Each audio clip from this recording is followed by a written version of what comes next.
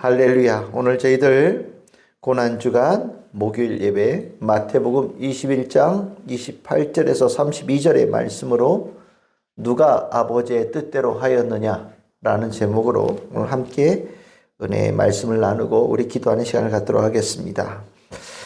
우리 어제 나누었던 말씀이 바로 이 앞에 있는 말씀이지요. 예수님의 권위를 인정하지 않고 무응답으로 대하였던 대제사장들과 장로들, 그들의 모습에 참으로 마음 아파하시고 한탄하시며 침묵하셨던 예수님께서 그와 연관되어진 것 같으면서도 그거에 더 나아가서 하나의 더 깊은 의미를 전해주시는 비유를 바로 이어서 말씀하십니다. 우리가 흔히 두 아들의 비유라고 부르는 그런 비유입니다. 오늘 이 비유 안에 담긴 예수님의 말씀, 가르침의 내용, 그리고 이 말씀을 통해 하나님께서 우리에게 원하시는 바가 무엇인지를 오늘 깨닫는 은혜의 시간이 되기를 소망합니다. 비유의 내용은 굉장히 간단합니다. 말과 행동의 정반대의 모습을 보이는 두 아들이 등장하는 비유입니다. 그런데 이 비유가 겉으로 보기엔 좀 간단해 보이는데 생각보다 그 의미가 깊이가 있는 비유입니다. 말과 행동이라는 두 가지의 요소를 기반으로 이 비유가 형성되어 있기 때문에 실은 본래 경우의 수를 보자면 두 개가 아니라 네 개가 되어야 됩니다. 말이 바르고 행동도 바른 첫 번째의 경우, 그리고 말은 바르지만 행동은 바르지 않은 두 번째의 경우, 말은 바르지 않지만 행동은 바른 세 번째의 경우, 그리고 말도 바르지 않고 행동도 바르지 않은 네 번째의 경우. 말과 행동으로 따지자면 이 네 가지의 경우를 모두 말씀하셨어야 됩니다. 그런데 예수님께서는 이 중에 말과 행동이 모두 바른 경우와 말과 행동이 모두 바르지 않은 경우는 말씀하지 않으셨습니다. 왜 그랬을까요? 이거는 이 비유의 목적에서 그 이유를 알 수 있습니다. 예수님은 이 비유의 목적이 31절에 말씀하시는 부분에 나오는데 누가 하나님 나라에 들어가는 자인가에 관한 비유이기에 예수님께서는 행동과 말이 다 옳은 자와 그렇지 않은 자를 굳이 말씀하실 필요가 없었던 겁니다. 우리가 이 두 아들의 비유를 우리가 잘못 생각하면 이 두 아들, 이 나오는 두 아들 중에 누가 더 나은 아들인가, 누가 더 바른 아들인가, 누가 더 훌륭한 아들인가에 관한 부분으로 생각할 수 있지만 실은 이 비유는 그런 비유가 아닙니다. 말과 행동이 올바른 이는 말할 필요가 없지요. 하나님 나라에 들어가는데 아무 문제가 없습니다. 굳이 예수님께서 말씀하실 이유가 없는 거예요. 말과 행동이 모두 바르지 않은 자 또한 말씀하실 필요가 없는 겁니다. 그는 하나님 나라에 들어갈 수가 없는 거예요. 누가 보아도 확실히 하나님 나라에 들어갈 자, 그리고 들어가지 못할 자에 대해 주님은 더 이상 이 비유의 초점이 아니라는 것을 말씀하십니다. 예수님의 관심은 하나님의 나라에 들어가느냐 못 들어가느냐가 아직 불분명한 그 중간 어디쯤 끼어 있는 두 경우에 대해서 우리에게 말씀하시며 이 둘 중에 어느 쪽이 하나님 나라에 들어가기에 합당한 자인가를 판별하여 주시고 우리에게 가르쳐 주시는 이 비유의 목적이 있는 겁니다.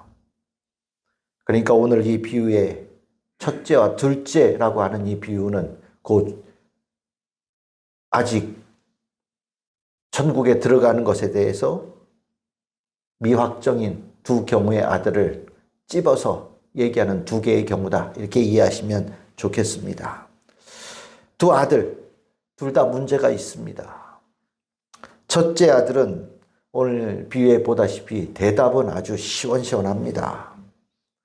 아버지에 대해서 아주 깍듯하게 격식도 차리면서 아버지의 말을 공경하는 것처럼 말로는 전혀 흠을 잡을 것이 없는 아들입니다. 얘야, 오늘 포도원에 가서 일 좀 해야 되겠다. 아버지가 부탁하는 그 말이 떨어지기가 무섭게 네, 가겠습니다. 라고 아주 딱 부러지게 말했지요. 그런데 이 아들 문제가 있지요. 말과 행동이 완전히 딴판입니다. 대답은 시원했는데 실은 속으로는 그 아버지의 말을 들을 생각도 없었고 따를 생각도 전혀 없었습니다. 고민도 없어요. 그냥 네, 가겠습니다. 그러고 그냥 가지 않았습니다. 둘째 아들은 당연히 문제가 처음부터 보입니다. 아버지가 부탁을 했는데 이 아들 아주 분명하게 싫다고 아버지의 면전에서 대답을 합니다. 싫어요. 성경에는 그렇게까지 나오지 않지만 싫어요. 그러고 아마 그 자리를 박차고 확 나갔을 겁니다. 못된 아들이지요. 첫째 아들, 그 말이라도 순종적으로 하는데 이 아들은 아예 처음부터 씨알도 안 맥히는 아들입니다. 두 아들 보자면 아마 둘째 아들이 훨씬 더 못된 아들로 밖에 평가가 안 되는 그런 상황입니다. 그런데 이 이야기에 아주 특이한 점이 나옵니다.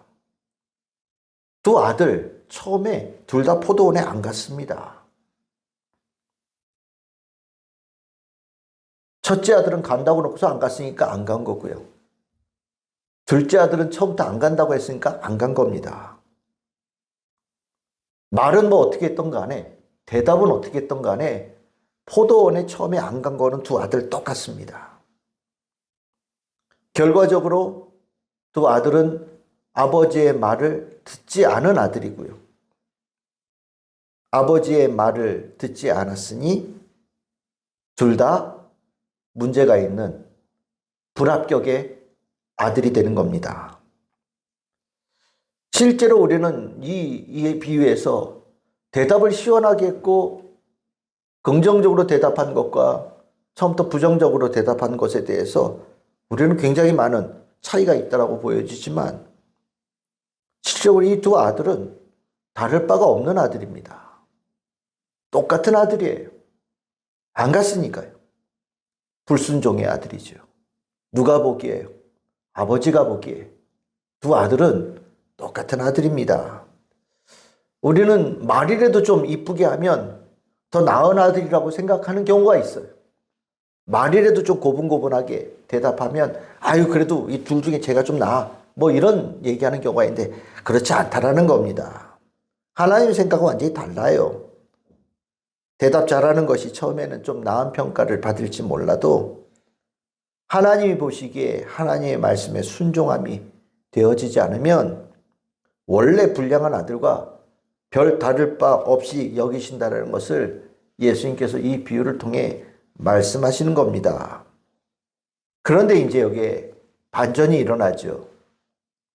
이 둘째가 뒤늦게 포도원에 갔습니다. 둘 다 안 갔었는데 둘째가 포도원에 뒤늦게라도 갔습니다. 예수님은 이 둘째가 포도원에 가게 되어진 이 계기를 뉘우침에 있었다라고 말씀하고 계십니다. 21장 30절에 나오는 말씀이죠. 실은 이 뉘우침은 첫째 아들도 해당되어져야 될 단어입니다. 둘 다 안 갔으니까요. 간다고 해놓고 안 갔으니까 실은 마음에 뭔가 남아야 되잖아요. 그러니까 그 문제를 고민했어야 되는 거거든요. 둘째 아들은 처음부터 아버지 면전에서 안 가겠다고 싫다고 대놓고 반박했으니까 아버지의 말은 들었는데 그게 마음에 남아있었던 거예요. 똑같은 겁니다. 근데 둘째 아들은 참 신기하게도 뉘우침이라고 하는 것을 했다라고 얘기를 해요. 우리가 이 뉘우침이라는 게 이 이야기의 아주 중요한 전환점이고 중요한 포인트가 되는 겁니다. 첫째 아들과 둘째 아들의 차이는 처음에는 말을 들었느냐, 순종적으로 대답했느냐, 그렇지 않느냐가 차이였던 것처럼 보였는데 실은 그것은 아무런 차이가 아닌 거고 실질적으로 첫째 아들과 둘째 아들의 차이는 뉘우침을 했느냐, 뉘우침을 하지 않았느냐, 이 차이가 첫째 아들과 둘째 아들을 나누는 중요한 분기점이 되는 겁니다. 둘째 아들 뉘우쳤고 포도원에 가서 일했고, 오늘 이 비유 안에서는 그 둘째 아들이 아버지의 뜻대로 한 자다. 누가 아버지의 뜻대로 한 자냐라고 예수님께서 물으셨을 때 아버지의 뜻대로 행한 자는 둘째 아들이라 라는 대답을 얻었죠. 뉘우침. 이것이 오늘 예수님께서 고난주간에 우리에게 원하시는 단어예요. 그럼 뉘우침이라는 게 도대체 뭐냐? 우린 뉘우침이라고 하는 단어를 딱 들으면 제일 먼저 머리에 딱 떠오르는 단어가 회개지요. 근데 여기 나오는 뉘우침은 회개에서 얘기했던 그 헬라어와 다른 헬라어입니다. 그러니까 이 뉘우침이라고 번역되어져 있는 이 뉘우침, 이 단어는 조금 다른 말로 번역하면 훨씬 더 좋았을 텐데 그 내용이 너무 복잡해서 그냥 뉘우침이라는 단어로 번역을 할 수밖에 없는 그런 단어인데, 우리가 회개 그러면 방향을 전환한다라고 하고 이렇게 관역을 향하여서 이렇게 맞춘다 뭐 이런 그 방향을 전환하는 거에 대한 부분을 보통 두어요. 내가 이쪽에 마음을 두었다가 얘기를 듣고 내가 바꿔서 이쪽으로 봐야 되겠구나. 우리가 보통 마음의 변화, 생각의 변화를 회개라고 얘기를 합니다. 근데 여기에 나오는 뉘우침은 헬라어로 메타멜레테이스라고 하는 단어인데, 이 단어는 뭐냐면 아주 근원적으로 아주 내면 깊은 곳으로부터 본질적인 부분으로부터 변화가 일어나고 돌이킴이 일어나서 그것이 실질적으로 삶과 행동으로 나타나는 것을 얘기하는 거예요. 그러니까 회개는 내가 잘못했구나. 내가 이렇게 이 방향으로 살았던 게 잘못되었구나. 그러면서 내가 하나님을 향해서 마음을 바꿔야지, 방향을 바꿔야지. 이게 회개라고 한다면, 여기 나오는 뉘우침이라는 것은 그 아버지의 말 죽어라고 안 듣던 그 아들이 무언가에 의해서 완전히 새 사람이 되어진 것처럼, 그 이전에 살았던 삶의 모습은 완전히 사라지고 완전히 새로운 아들이 탄생한 것처럼 되어져서 아버지의 뜻에 따르고 이행하고 성취해가는 아들의 새로운 삶을 살게 되어지는 완전히 새로운 사람의 탄생을 얘기하는 것이 이 뉘우침이라는 거거든요. 실은 이 이야기에서 새롭게 태어난 부활의 의미가 실은 이 안에 좀 들어있는 거예요. 이 둘째 아들, 무언가에 의해서 새 사람으로 태어난 겁니다. 과거에 아버지의 불순종했던 죄되어진 삶을 지워버리고 그걸 죽여버리고 아버지의 말씀에 순종하고 따르고 기쁘고 즐거워하는 자로 완전히 새롭게 태어난 전적인 삶의 새로운 삶의 전환이 바로 이 뉘우침인데 둘째 아들이라는 겁니다. 우린 이 첫째 아들과 둘째 아들 그냥 처음으로 본다면 굉장히 많이 차이 나는 사람처럼 우리는 생각을 해요. 오늘 이 비유에 실은 우리 상정할 때 뒤에 보시면 나오지요. 첫째 아들의 상응되어진 사람들이 누구냐? 대제사장들과 장로들이에요. 반면에 둘째 아들의 상응되어진 사람으로 나오는 사람들이 누구냐? 세리와 창녀예요. 대제사장들과 장로들, 그리고 장로들, 그리고 세리와 창녀들. 엄청난 차이죠. 신앙적인 면에 있어서 이 둘은 거의 극과 극에 상응하는 사람인 것처럼 보여요. 그런데 하나님의 눈에는요, 그렇지 않다라는 거예요. 거기가 거기라는 겁니다. 대제사장이나 세리나 장로들이나 창녀나 하나님의 눈에 보기에는 다 거기서 거기라는 거예요. 그런데 완전히 다르게 보이게 만드는 결정적인 전환점이 있는데 그것이 무엇이냐? 뉘우침의 삶을 사는 자냐? 뉘우침의 삶을 아직 모르고 살지 않는 자냐가 하나님의 눈에는 완전 극과 극으로 다른 자로 보인다라는 것을 예수님께서 이 말씀을 통해서 가르쳐 주시는 거예요. 우리가 예수님의 말씀 중에 마태복음 7장 21절에 보시면 우리 잘 아는 말씀이에요. 나더러 주여 주여 하는 자마다 다 천국에 들어갈 것이 아니요 다만 하늘에 계신 내 아버지의 뜻대로 행하는 자라야 들어가리라. 예수님께서 말씀이시거든요. 이 말씀에 딱 정확하게 맞아떨어지는 말씀이 오늘 이 두 아들의 비유인 거예요. 말로 주여 주여 백날 해봐야 소용없다라는 겁니다. 아버지의 뜻대로 행하는 자의 삶이 되어야 하나님 나라에 들어가는, 하나님께 인정받는 자가 되어지는데, 그 인정받게 되어지는 중요한 전환점이 바로 뉘우침이라는 거예요. 그러면 이제 우리는 궁금해집니다.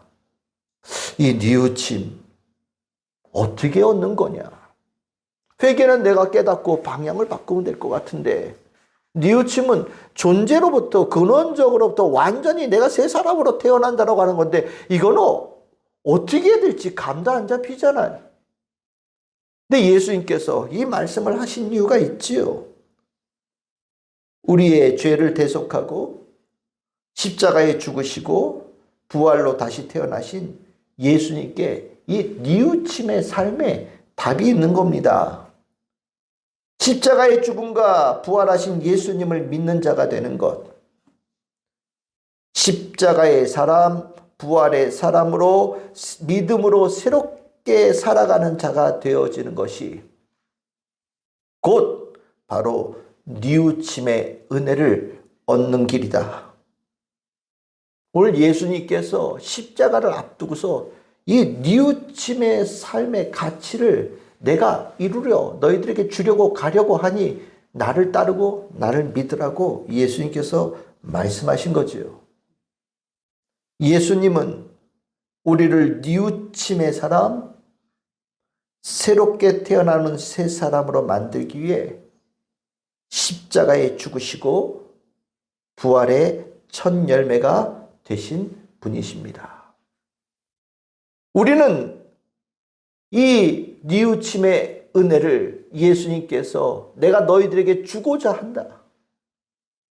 이제까지 어떻게 살았던 간에 내가 십자가를 통하여서 부활을 통하여서 너희들에게 진짜 하나님의 아들이 되어지는 길을 열어주려고 하니 누구든지 나를 따르거라.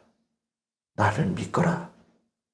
그럼 너희들에게 먼저 하나님 나라에 들어가는 자가 되어지는 영광이 열릴 것이다. 라고 주님께서 약속하시는 거죠. 뉘우침의 사람, 뉘우침의 성도가 진짜 아들이에요. 하나님의 진짜 아들은 뉘우침의 아들입니다. 말로 아버지 아버지 주여 주여 백날 해봐야 소용없다. 예수님의 말씀이에요. 아버지의 뜻대로 행하는 자라야 되는데 그 아버지의 뜻대로 행하는 자는 어떤 자냐?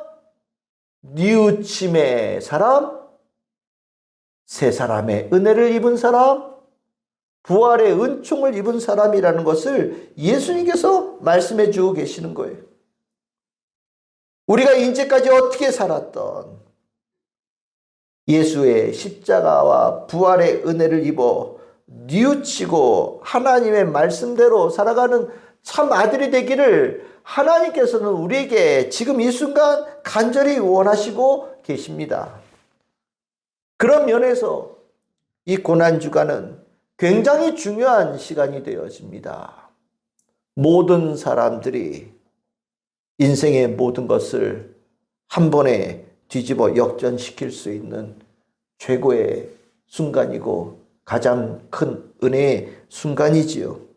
예수의 십자가와 부활로 새로운 존재로 태어날 뉘우침의 은혜가, 우리를 뉘우침으로 이끄는 은혜가 그 어느 때보다 풍성하게 흐르는 시간이 바로 이 고난주간, 십자가와 부활의 사건을 앞두고 있는 이 시간이라고 말씀드릴 수 있겠습니다.